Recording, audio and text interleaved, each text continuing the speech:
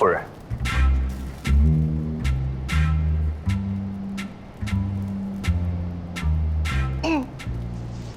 顾九思，你又是唱哪出啊？你10篇书背完了吗？夫人为何不叫我盟军了？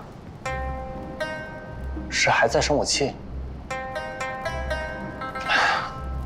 以前是我的不是，我给你赔不上。不用了，你有这份心就行了。那怎么行呢？这礼必须要赔的。我还见夫人1次喝敬酒，还有1次洞房花烛。真不用了。怎么不用啊？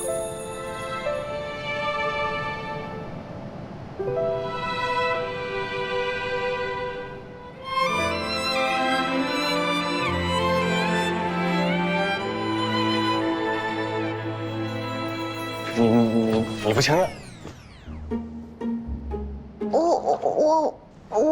你不是整日把那些迂腐之词挂在嘴上吗？说为人丈夫应该如何如何，为人妻子该如何如何。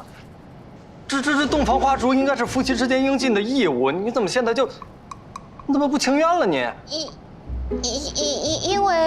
因为你不喜欢我，因为不喜欢，所以不甘愿，这是人之常情。你现在知道被人逼着做自己不喜欢的事情是什么感觉了吗？哎呀，不光我难受，难道你不难受吗？难道你想这一辈子都把时间和精力花在别人身上？难道你没有自己喜欢做的事情吗？难道你不觉得无聊吗你？可我只是个女子。女子又来了，你又要说女子这一生本身就应该寄托在别人身上，就不该有自己的事情，不该为自己而活，这都是胡扯。什么男子女子，大家都是人，是人，就该有自己的乐趣，就该有不被旁人左右的志向。你看我啊，我从小学武，功夫不错，迟早有一天会离开这个家，去行走江湖，行侠仗义，锄强扶弱。那例如你呢？你的志向是什么呀？我难道就是嫁人？就是逼迫自己丈夫好好学习，然后当个诰命夫人？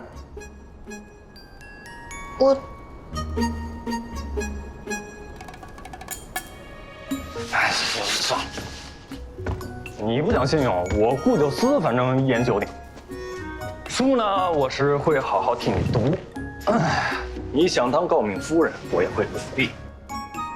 我不想和离的时候还欠你些什么，但我也不想被别人逼迫。我呢，就是太累了，想休息。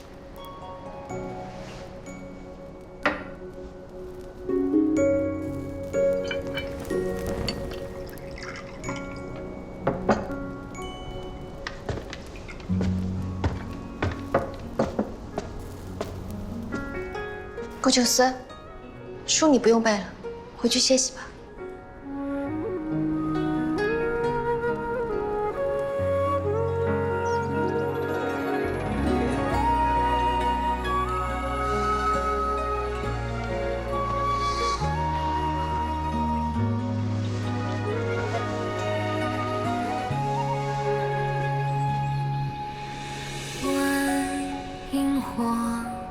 借来远处的月色，捧在心头。怎么不用啊？装饰你的美梦。问清风，借来画中春色，停在枝头。木南，木南，在呢，公子。柳如呢？不知道啊。我去找找少夫人。少夫人，咱们到底要去哪儿啊？这一大早起来都闲逛到现在了。少夫人，是不是故意惹您生气了，想出来散心啊？什么男子女子，大家都是人，是人，就该有自己的乐趣，就该有不被旁人左右的志向。那柳如，你呢？你的志向是什么？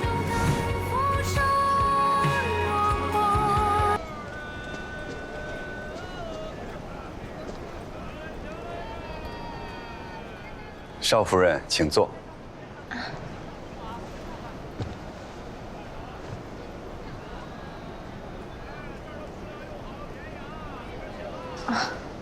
我在家的时候就听婆婆提过，贺掌柜是顾家商号的元老，立下汗马功劳。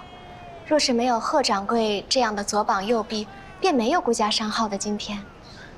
东家抬举了，少夫人，这里是铺上新进的一批上好的衣料，您一会儿慢慢的看一看，若是看上了哪块，我让伙计给您包起来送到府上去。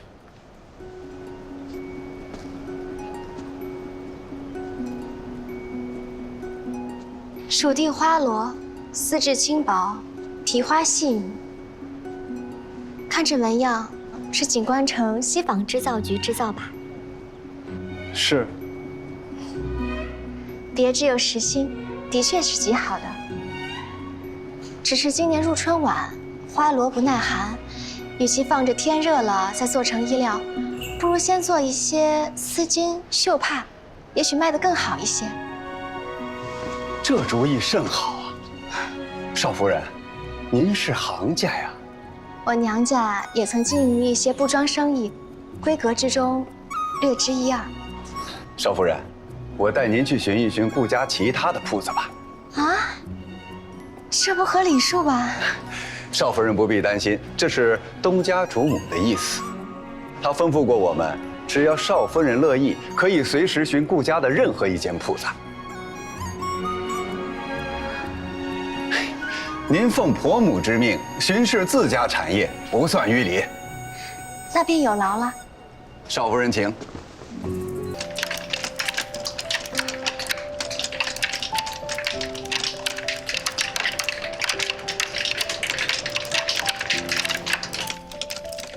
贺掌柜，我能进去看看吗？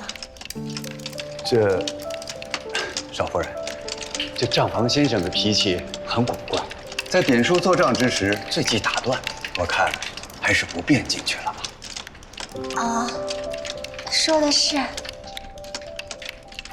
少夫人，请吧。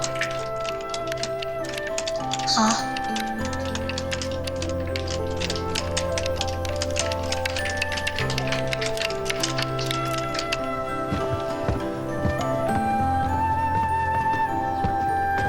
少夫人，请。少夫人，这里便是顾家总号的议事大厅了。平日里东家议事、查账都在此处。这里面是3年之内纳好入库的账册，您可以随便看。多谢。少夫人不必客气，那小人先去前厅了。失陪。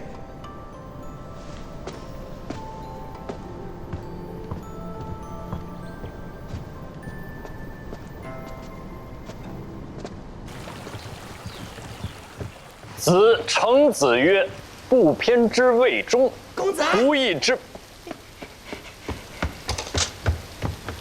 怎么是你啊？公子，打听到了，少夫人根本不在家。真不在？真不在，千真万确？千真万确。而且她那耳目应红也都跟着她出去了，就连瑞雪姐姐也一大早出了门。今天家里没人监视您。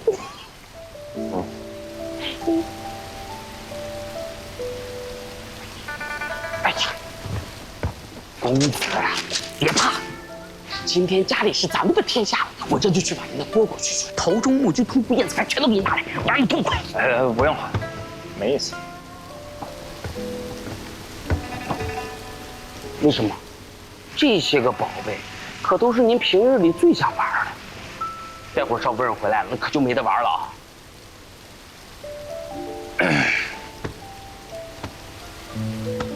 去哪儿了？公子，你还管少夫人做甚？反正不在府上就是。那你就说你。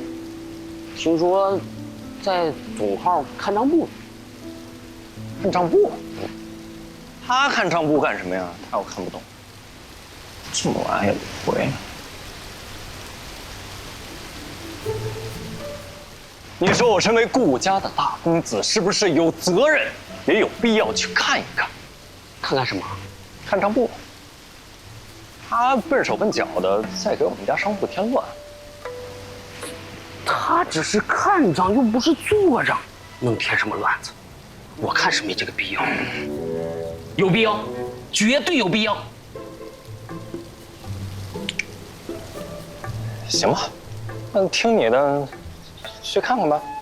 真是，听我的。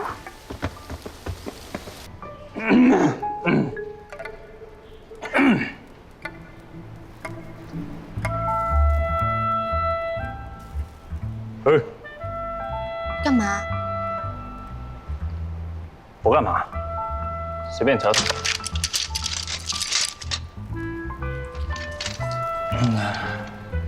你干什么呢？看账。怎么突然看起账来了？想看？这账簿这么复杂，看得懂吗？勉强。刘如，你是不是生气啊？没有。那你说话能不能不要两个字往外蹦啊？你郎君若是无事可做，可以到外室休息。还说没生气，这分明就是生气了呀！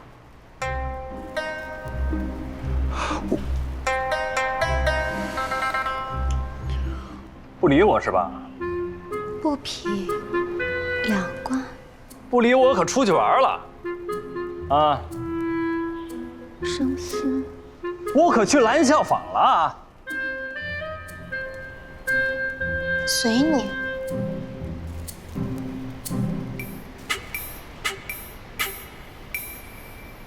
我可真走了，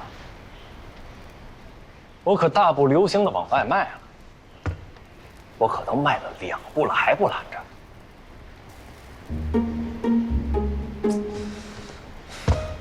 柳玉茹，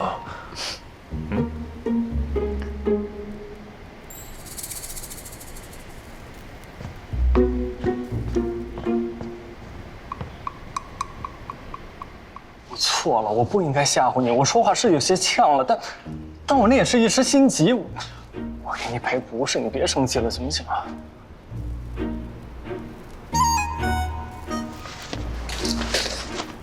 我真没生气。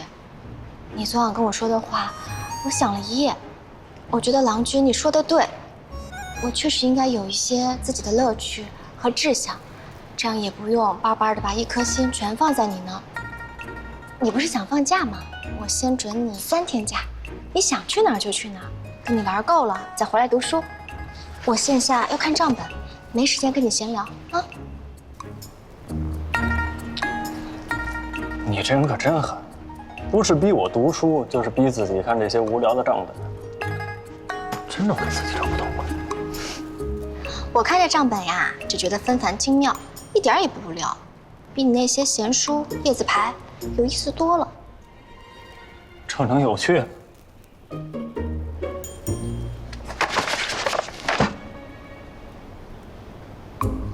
算了，我走了。郎君慢走。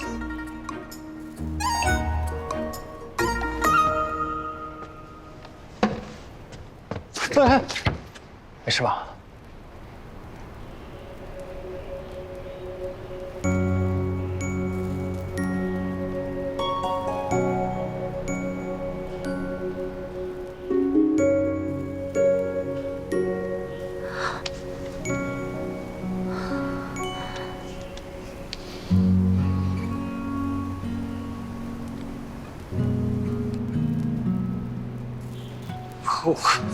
我这刚要走，你就要喝香灰。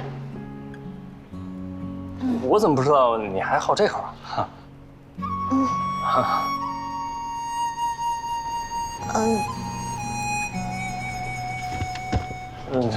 行了，你看吧，看完了我送你回去。你别误会啊，我不是专门来接你的，我是顺便给你捎回去，捎回去。哦，行了，赶紧的。我快看完了，郎君去备车吧。行，好嘞。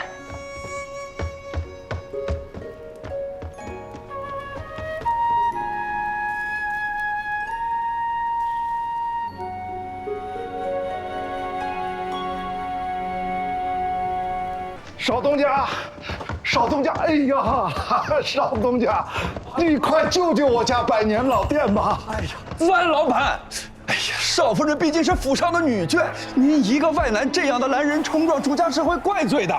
那就算是告到官府去，也是您的罪过。是，哎呀，我是一时让急糊涂了，对不住，冲撞了少夫人，少夫人勿怪，我也是实在没有办法了。来，快把万老板请出去。是。等等，生意之事急如救火，礼数倒在其次。万老板有什么难处，不妨同我说说。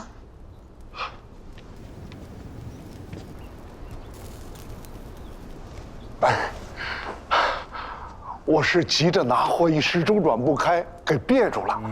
再拿不到货，我家百年老店可就倒了。我不是没钱还，下月中旬去年的货款就回齐了，到时候我一定连本带息全都还清。少夫人，你相信我，我万某绝不食言。我明白了。哎呀，万老板，这账不是我们不想赊，贺掌柜，这账当赊。不，哎呀，少夫人心善，可您有所不知啊，这些年来扬州城苛捐杂税繁多呀。表面上看着红火，其实生意很难做，有很多商号都撑不住破产了。我们顾家商号光去年就赊出了上万两的坏账，至今都追不回来呀。况且，就算是要赊，也得有抵押担保才行啊。那万老板，你有财物作为抵押吗？哎呀，好难没有。原本我家是有房产和田地的，去年让节度使寻了个由头，全都给查抄去了。这2年，节度使确实霸道啊，但凡是殷实些的商户，都被他们给搜刮过一遍。只是，我们也确实是没有办法呀，这规矩它不能坏了呀。我倒是有些嫁妆私产，在城南街有几间铺子。若是万老板实在还不上账款，便用我的铺子抵吧。不，少夫人，这怎么能拿您的嫁妆抵呢？万万不可，万万不可！不行，贺掌柜，我们顾家商号是不是有个规矩，能抵押就能赊账？哎呀，规矩是有，少夫人既有，按规矩办就是了。少夫人，您为何这样帮我呀？我万某承受不起。万老板，您受得起，这是我身为一个顾家人应当为您做的。顾家虽有万顷大厦，但这些财富都是承您这样的老主顾和生意伙伴往来进货销货才得以聚集。如今生意难做，我们才更不能只顾自己。我虽是小辈儿，也懂得唇亡齿寒的道理。万千商贾看似各有门户，实则同气连枝，荣损与共。今日万老板若能绝境逢生，以后财源广进，便再来我家光顾。若是关张停业，那我们顾家就少了一位老主顾。若是10个、100个万老板都停商不做，那我们顾家的生意，怕也是做不下去了。